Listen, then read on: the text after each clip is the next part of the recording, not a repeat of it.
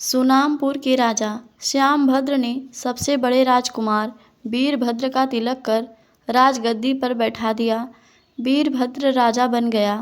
राजा बनते ही जहाँ बधाई देने वालों का तांता लग गया, वहीं दूसरी तरफ तरह तरह की सलाह देने वाले भी आने लगे। इन्हीं सलाह देने वालों में हकीम देवराज भी थे। उन्होंने नए राजा साहब को स्वास्थ्य के बारे में ऊंच नीच समझाई।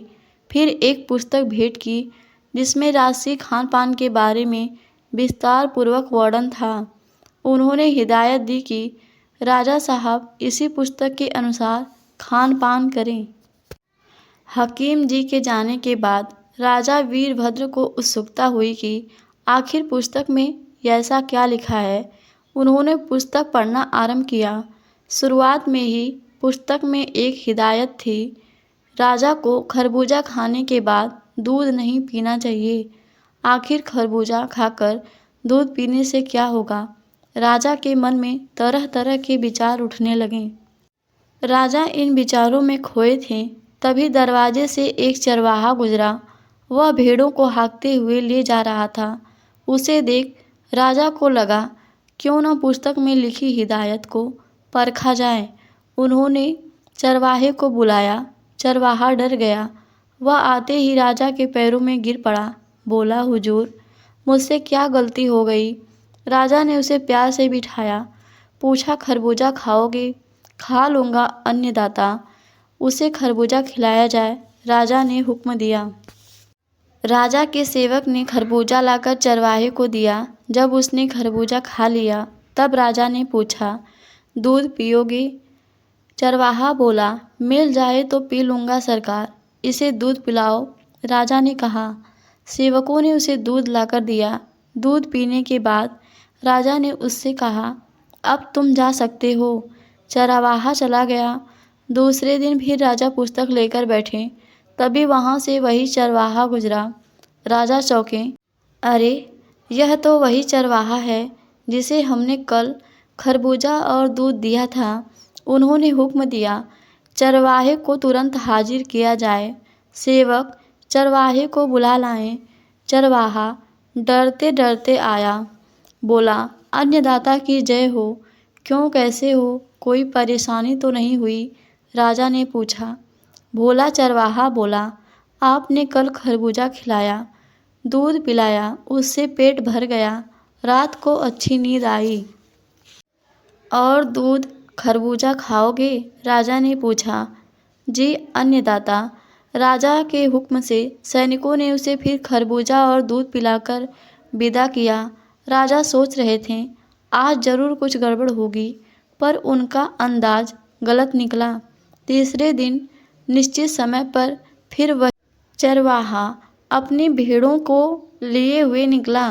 राजा को बहुत गुस्सा आया।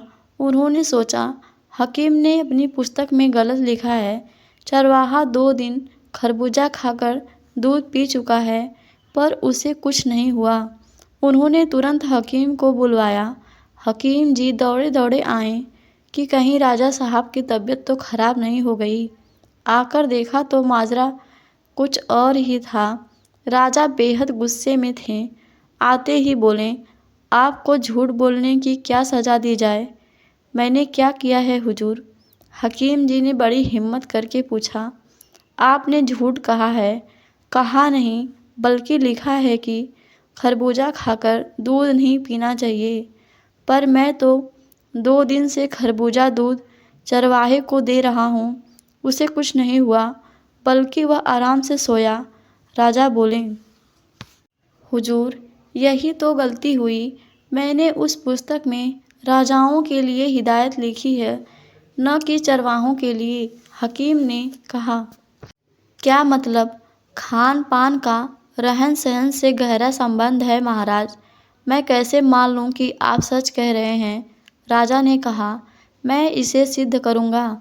आप मुझे 15 दिन का समय दीजिए और चरवाहे को महल में राजसी ठाट से रहने की इजाज़त। ठीक है, राजा बोले, 15 दिनों के बाद, और आप अपने लिए सज़ा भी सोच लीजिएगा। हकीम जी ने चरवाहे को बुलाया, उसे गुलाब जल और इत्र के पानी से स्नान कराया अच्छे राशि कपड़े पहनाए। फिर महल के एक कमरे में राशि ठाट बाट के साथ ठहरा दिया। चरवाहा महल में पूरे राशि तौर तरीके से रहने लगा। 14वें दिन हकीम जी चरवाहे के सेवकों को कुछ हिदायत देकर चले गए।